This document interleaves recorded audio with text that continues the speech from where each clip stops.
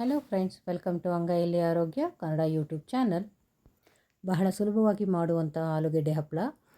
ದೊಡ್ಡದಾಗಿರುವಂತಹ fresh ಆಗಿರುವಂತಹ ಆಲೂಗೆಡ್ಡೆನ ತಗೊಂಡು ಚೆನ್ನಾಗಿ ವಾಶ್ ಮಾಡಿ ಬೇಯಿಸ್ಕೋಬೇಕು.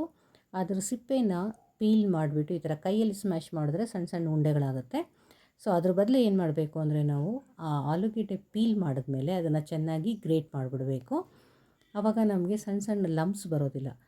ಆಮೇಲೆ ಅದಕ್ಕೆ ಸಾಲ್ಟ್ ಹಾಕಿ ಚೆನ್ನಾಗಿ ಸ್ಮ್ಯಾಶ್ ಮಾಡಿಕೊಂಡೇ ಕಲಿಸ್ಬೇಕು. ನಿಮ್ಮ ಮನೆಯಲ್ಲಿ ದಪ್ಪ ಥರ ಕುಟ್ಟಿರುವಂತಹ ಚಿಲ್ಲಿ ಫ್ಲೇಕ್ಸ್ ಇದ್ದರೆ ಅಥವಾ ಹಸಿಮೆಣಸಿನ್ಕಾಯಿನ ಚೆನ್ನಾಗಿ ಸಣ್ಣಕ್ಕೆ ಜಜ್ಜಿಬಿಟ್ಟು ಆ್ಯಡ್ ಮಾಡ್ಬೋದು.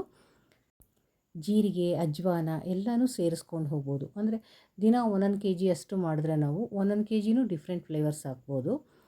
ಒಂದಕ್ಕೆ ಕೊತ್ತಂಬರಿ ಸೊಪ್ಪು ಹಾಕ್ಬೋದು, ಇನ್ನೊಂದಕ್ಕೆ ಆರಿಗ್ಯಾನೋ ಹಾಕ್ಬೋದು. ಈ ಥರ ಡಿಫ್ರೆಂಟ್ ಫ್ಲೇವರಲ್ಲಿ ನಾವು ಇದನ್ನು ಮಾಡ್ಕೋಬೋದು.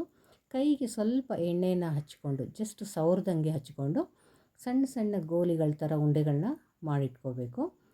ತುಂಬ ದೊಡ್ಡದು ಮಾಡಿದ್ರೆ ಹಪ್ಪಳ ತುಂಬ ದೊಡ್ಡದಾಗುತ್ತೆ. ಆವಾಗ ಜಾಸ್ತಿ ಎಣ್ಣೆ ಹಿಟ್ಟು ಕರಿಬೇಕಾಗುತ್ತೆ. ಅದ್ರ ಬದಲು ಮೀಡಿಯಮ್ ಸೈಜ್ನ ಹಪ್ಪಳನ ಮಾಡ್ಕೊಳ್ಳಿ. ಹಾಗಾಗಿ ಸಣ್ಣ ಸಣ್ಣ ಗೋಲಿ ಆಕಾರದ ಉಂಡೆಗಳನ್ನ ಮಾಡ್ಕೊಳ್ಳಿ. ಫಸ್ಟೇ ನಾವು ಈ ಥರ ಉಂಡೆಗಳನ್ನ ಮಾಡಿಟ್ಕೊಂಡು ರೆಡಿ ಮಾಡಿಟ್ಕೊಂಡ್ಬಿಟ್ರೆ ಹಪ್ಪಳ ಮಾಡಬೇಕಾದ್ರೆ ತುಂಬ ಈಸಿಯಾಗಿ ಮಾಡ್ಬೋದು.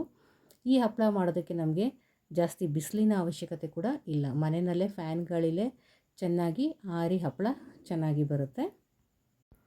ಒಬ್ಬರೇ ಅಂದರೆ ಆರಾಮಾಗಿ 1 kg ಅಷ್ಟು ದಿನ ಅಥವಾ ವೀಕ್ಲಿ ಒನ್ಸ್ ಕೂಡ ಮಾಡಿ ಎತ್ತಿಟ್ಕೋಬೋದು. ನೋಡಿ, ಗ್ರೇಟ್ ಮಾಡಿರೋಂಥಕ್ಕೆ ಅಂಟಿರೋಂಥ ಎಲ್ಲ ಆಲೂಗೆಡ್ಡೆನೂ ತೊಗೊಂಡು ಚೆನ್ನಾಗಿ ಮಿಕ್ಸ್ ಮಾಡ್ತಾಯಿದ್ದೀನಿ.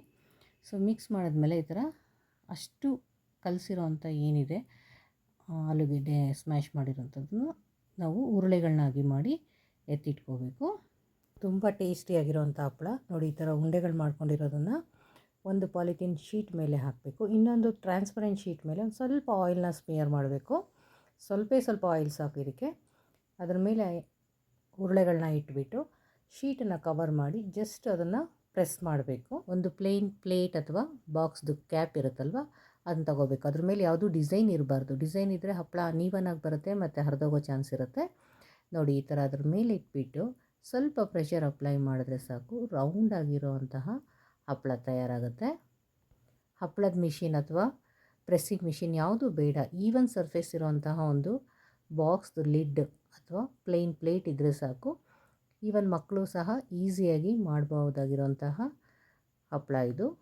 ಈ ಥರ ಒಂದು ಶೀಟಲ್ಲಿ ಹಪ್ಪಳ ಮಾಡಿ ಅದನ್ನು ಮೇನ್ ಶೀಟಿಗೆ ಟ್ರಾನ್ಸ್ಫರ್ ಮಾಡ್ಬೋದು. ಇಲ್ಲಾಂದರೆ ಮೇನ್ ಶೀಟ್ ಮೇಲೆ ನಾವು ಅಥವಾ ಬಟ್ಟೆ ಮೇಲೆ ಈ ಥರ ಹಪ್ಪಳನ ಮಾಡ್ಬೋದು. 2 ದಿವಸ ಬೇಕಾದರೆ ಮನೆಯಲ್ಲೇ ಫ್ಯಾನ್ ಗಾಳಿನಲ್ಲಿ ಒಣಗಿಸಿ 3ನೇ ದಿವಸಕ್ಕೆ ಅದನ್ನು ನಾವು ಒಂದು ಒಳ್ಳೆ ಬಿಸಿಲಲ್ಲಿ ಇಟ್ಬಿಟ್ಟು ಎತ್ತಿಟ್ಕೋಬೋದು. ಅಥವಾ ಸ್ವಲ್ಪನೇ ಮಾಡ್ತೀವಿ, ಬೇಗ ಖರ್ಚು ಮಾಡ್ತೀವಿ ಅಂದರೆ ನೆರಳಲ್ಲಿ ಒಣಗಿಸಿದ್ದನ್ನೇ ನಾವು ಸ್ಟೋರ್ ಮಾಡಿ ಇಡ್ಬೋದು. ಈ ಹಪ್ಪಳ ಮಾಡೋದಕ್ಕೆ ನಾವು ಹೊಸ ಆಲೂಗೆಡ್ಡೆ ಮತ್ತು ದಪ್ಪ ಆಲೂಗೆಡ್ಡೆನ ಸೆಲೆಕ್ಟ್ ಮಾಡಿಕೊಂಡ್ರೆ ಈಸಿಯಾಗಿ ಮಾಡ್ಬೋದು. ನಾನಿಲ್ಲಿ ನಿಮಗೆ ತೋರ್ಸೋಕ್ಕಷ್ಟೇ ಮಾಡಿದ್ದು. ಇನ್ನು ಮಿಕ್ಕಿದ್ದೆಲ್ಲ ನನ್ನ ಮಕ್ಕಳೇ ಪ್ರೆಸ್ ಮಾಡಿ ನೀಟಾಗಿ ಸ್ಪ್ರೆಡ್ ಮಾಡಿದ್ದಾರೆ. ಅಂದರೆ ಅವ್ರಿಗೂ ತುಂಬ ಈಸಿ ಇರುತ್ತಲ್ವ, ಯಾವುದೂ ಹರಿದೋಗಲ್ಲ, ಈಸಿಯಾಗಿ ಮಾಡ್ಬೋದು ಅನ್ನೋದ್ರಿಂದ ಮಕ್ಕಳು ಚೆನ್ನಾಗಿ ಇಂಟ್ರೆಸ್ಟಿಂದ ಮಾಡ್ತಾರೆ. ನೋಡಿ, ಜಸ್ಟ್ ಸ್ವಲ್ಪ ಪ್ರೆಸ್ ಮಾಡಿದ್ರೆ ಸಾಕು, ಅದು ರೌಂಡಿಗೆ ಅಗಲಕ್ಕೆ ಬರುತ್ತೆ. ಮನೇಲಿ ತುಂಬ ಜನ ಇದ್ದಾರೆ ಅಂದರೆ ಒಟ್ಟಿಗೆ 5-6 kg ಹಾಕ್ಕೊಂಡು ನಾವು ಹಪ್ಪಳನ ಮಾಡ್ಬೋದು. ಬಿಗಿನರ್ಸ್ ಆದರೆ ಫಸ್ಟು 1 kgಯಿಂದ ನೀವು ಶುರು ಮಾಡಿ. ಇದಕ್ಕೇ ನಾನು ಮೊದಲೇ ಹೇಳ್ದಂಗೆ ಡಿಫ್ರೆಂಟ್ ಫ್ಲೇವರ್ಸ್ನ ಕೊಡ್ಬೋದು. ಜೀರಿಗೆ ಹಾಕ್ಬೋದು, ಅಜ್ವಾನ ಹಾಕ್ಬೋದು. ಹೀಗೆ ಡಿಫ್ರೆಂಟ್ ಫ್ಲೇವರ್ ನಮ್ಗೆ ಇಷ್ಟ ಬಂದಿದ್ದು ರೆಡ್ ಚಿಲ್ಲಿ, ಗ್ರೀನ್ ಚಿಲ್ಲಿ, ಕೊತ್ತಂಬರಿ, ಕರಿಬೇವು ಈ ಥರ ಎಲ್ಲ ಹಾಕೋದ್ರಿಂದ ಫ್ಲೇವರ್ ಚೇಂಜ್ ಆಗುತ್ತೆ. ನೋಡಿ, ಈ ಥರ ನಾನು ಒಂದು ಶೀಟಿಗೆ ಹಾಕಿ ಅದನ್ನು ಮನೆ ಒಳಗೆ ಒಣಗಿಸ್ತಾ ಇದ್ದೀನಿ. ಇವತ್ತು ನಾಳೆ ನಾನು ಮನೆ ಒಳಗೆ ಒಣಗಿಸ್ತಿರ್ತೀನಿ. ಚೆನ್ನಾಗಿ ಒಣಗಿದ ಮೇಲೆ ಅದು ಶೀಟಿಂದ ಆಚೆ ಬರುತ್ತೆ ಅದೇನೇ.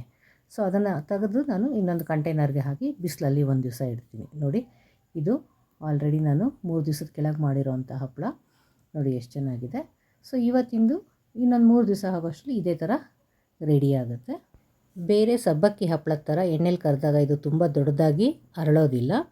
ಆದರೆ ಇದು ಒಂಥರ ಕ್ರಿಸ್ಪಿ ಪೊಟ್ಯಾಟೊ ಚಿಪ್ಸ್ ಥರ ಟೇಸ್ಟ್ ಇರುತ್ತೆ. ತುಂಬ ಟೇಸ್ಟಿ, ಮಕ್ಕಳಿಗೆ ತುಂಬ ಇಷ್ಟ ಆಗುವಂತಹ ಹಪ್ಪಳ ಇದು.